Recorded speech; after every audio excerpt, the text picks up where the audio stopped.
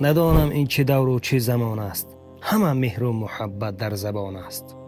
نمانده مهر در قلب برادر، خصومت در میان خواهران است. نمانده باوری در بین یاران، که یار یار یار دیگران است. با کنج سینه پنهان کردن راز، بسا مشکل و همبار گران است. منم حیران اشخاص توانا، برای کار خیر اون ناتوان است. به دست پیر بینی شیشه می، مقام او فرو از کودکان است. زمان و دور خود عیب ندارد، تمام عیب عیب آدمان است. بله، تمام عیب عیب خودمان است. یا خالق الخلق مالی من الوذ به سواك عند حلول الحادث العليم.